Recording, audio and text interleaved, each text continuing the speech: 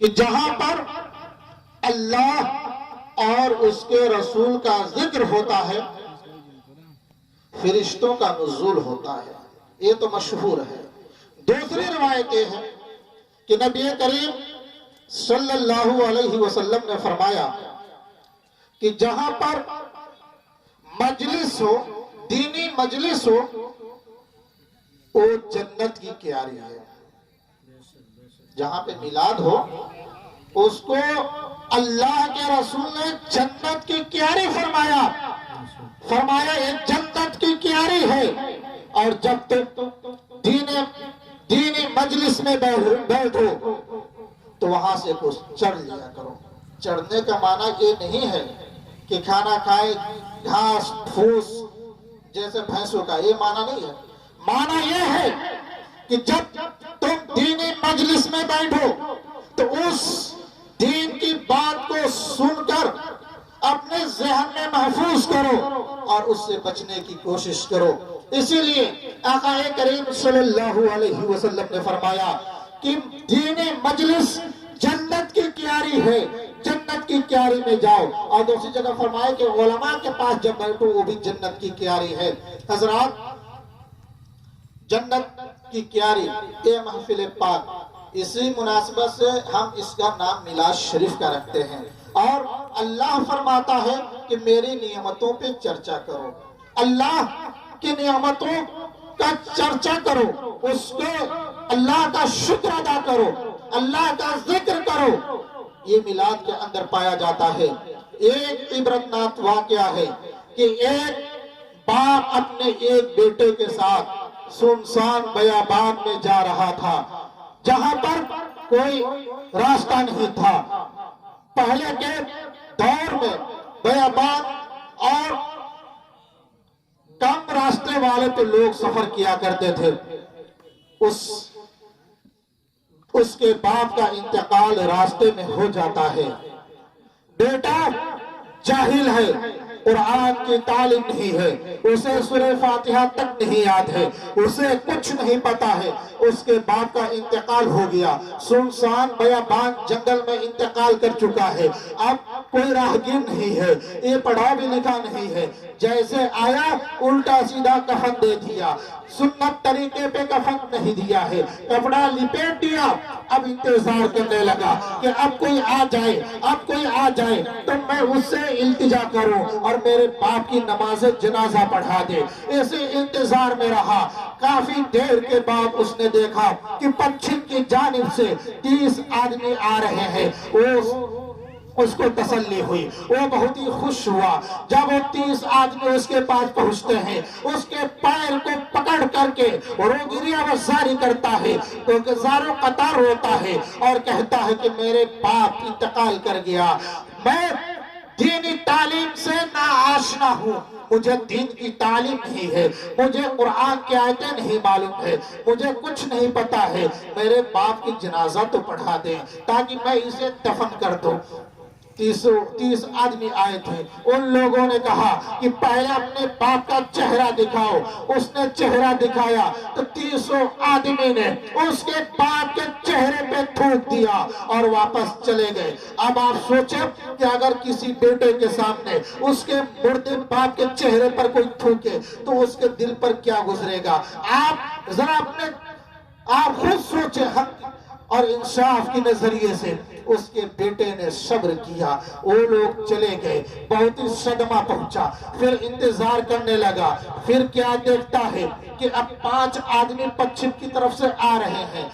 پھر جب وہ لوگ آئے، وہ گریہ وزاری کرتا رہا، زارو قطار روتا رہا۔ ان لوگوں نے کہا پہلے اپنے باپ کے چہرے کو دکھا دے۔ اس نے جیسے ہی چہرہ دکھایا، پھر 5 لوگوں نے اس کے مرے ہوئے باپ کے چہرے پہ تھوک دیا اور واپس چلے گئے۔ اب یہ بالکل لاچار ہو گیا، اب کریں تو کیا کریں، کچھ معلوم بھی نہیں ہے۔ انہیں قرآن کی آیت معلوم ہے، کپڑا پہنتا تھا، الٹا سیدھا کفن تو پہنا دیا ہے۔ اب یہ لوگ بھی چلے گئے۔ اب وہ رونے لگا، मायूस हो गया। इतने में क्या देखता है कि पश्चिम की तरफ से कुछ देर के बाद देखता है कि 3 लोग आ रहे हैं। फिर अब वो 3 लोग आए, उसने सोचा कि फिर मैं इनसे भी कहूँ, हो सकता है कि कोई नेक आदमी हो। दूर से देखने में चेहरा खुशगवार है, चेहरा रोशन है, मालूम होता है ये कोई अल्लाह वाले हैं, अल्लाह के नेक बंदे हैं, ये कोई बुजुर्ग इंसान है। इनके देख करके उसको थोड़ी सी इत्मीनान हुई। अब जब वो आता है, जब वो 3 आदमी पहुंचे, ये इनके पैरों को पकड़ लेता है, पकड़ के रोने लगा और ज़ारो कतार रोते हुए कहा कि पहले 30 आदमी आए, उन्होंने वो चले गए, फिर 5 आदमी आए, वो भी चले गए, आप मेरे बाप की जनाजा पढ़ा दे। उन 3 आदमी ने कहा, उन तीनों लोगों ने कहा कि मैं तेरे बाप का जनाजा तो पढ़ाऊंगा, लेकिन मेरी भी एक शर्त है, मेरी भी शर्त तुमको माननी होगी। अब मरता क्या न करे, अब तो कोई मिल भी नहीं रहा है, जो लोग आते हैं उसके बाप के चेहरे पे थूक के चले जा रहे हैं। अब वो तो बिल्कुल लाचार और मजबूर है, न चाहते हुए भी उसने कहा कि मुझे मंजूर है। और जैसे अपने बाप के चेहरे को अपने बाप के चेहरे से कफन को हटाया और उन लोगों ने उसके बाप के चेहरे को देखा है, उसके बाद कहा कि सब बातों हम नमाज पढ़ेंगे। उनमें से एक सब बांधी गई, नमाज जनाजा अदा की गई। अब वो बेटा कहता है कि पहले 30 लोग आए, उन्होंने मेरे मरे हुए बाप के चेहरे पे थूका, चले गए। उसके बाद 5 आदमी आए, मेरे मरे हुए बाप के चेहरे पे थूके और वापस चले गए। आप लोग आए तो आप लोगों ने नमाज जनाजा पढ़ा दी है, मैं आपका शुक्रगुजार हूँ। उन 3 आदमियों ने कहा, मालूम है कुछ? पहले जो 30 आदमी आपने देखा वो कौन थे? वो 30 आदमी नहीं थे, वो रमजानुल मुबारक के 30 रोजे थे। रमजान शरीफ में जो रोजा रखा जाता है 30 रोजे, वो 30 रोजे हैं। और जिन्हें तुमने 5 वक्त को देखा है तो वो 5 वक्ती नमाजी थे। तेरा बाप इन दोनों में से कोई भी काम नहीं करता, न रोजा रखता। एक मर्तबा का जिक्र है कि एक महफिल में अल्लाह रसूल का जिक्र हो रहा था। एक आलिम ने कहा कि कहो सुबहान अल्लाह, तो तेरे बाप ने कहा सुबहान अल्लाह। उस आलिम ने कहा कहो अल्हम्दुलिल्लाह, तो तेरे बाप ने अल्हम्दुलिल्लाह कहा।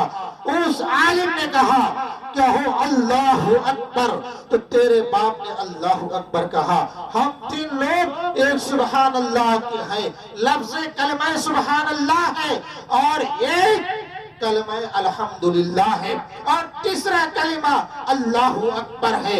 हाँ, यही 3 कलमे हैं कि एक मर्तबा एक मजलिस में तेरे बाप ने यही 3 कलमा कहा, बाकी पूरी जिंदगी कुछ नहीं किया है। अल्लाह ताला ने हमें 3 कलमों को भेजा है ताकि तेरे बाप को और जलील होने से बचा लिया जाए। हजरात, एक दीनी मजलिस की बरकत है और बुखारी शरीफ की आखिरी हदीस है।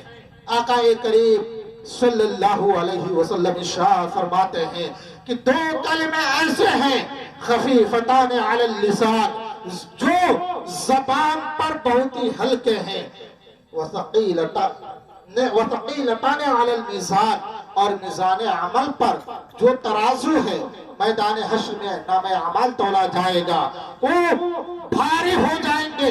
ज़बान से तो हल्का है, ज़बान से बोलना आसान है, ज़बान से याद करना आसान है, लेकिन नेकी में जब मैदान हश्र में तोला जाएगा तो वज़नी होगा। वो कलिमा क्या है? सुबहानल्लाहि व बिहम्दिही सुबहानल्लाहिल अज़ीम। यही वो कलिमा है जिसको ज़बान पर अदा करने से मीज़ान अमल में میزان عمل میں آپ کے اعمال وزنے ہوں گے۔ حضرات دینی مجلس کی بہت ہی فائدے ہیں۔ ہو سکتا ہے کہ ہماری کوئی سی ادنا سی نیکی اللہ کو پسند آ جائے، کسی کو کوئی پتہ نہیں۔ اللہ تعالیٰ کی بارگاہ میں دعا گو ہوں کہ اللہ تبارک و تعالیٰ ہم سبھی لوگوں کے ہر کلمات کو قبول فرمائے اور ہم سب کے صغائر کبائر گناہوں کو معاف فرمائے۔ دینی مجلس کی افادیت اور فائدے بہت ہیں، اسی لیے علماء اہل سنت ہوں یا عوام اہل سنت ہوں، ہر خوشی کے موقع پر میلاد شریف کا انعقاد کرتے ہیں، بہت ہی فضیلتیں ہیں، لیکن یہاں پہ وقت نہیں ہے۔ اللہ تعالیٰ سے دعا ہے کہ اللہ تعالیٰ میرے چند کلمات کو قبول فرمائے۔ وآخر دعوانا ان الحمدللہ رب العالمین۔ السلام علیکم۔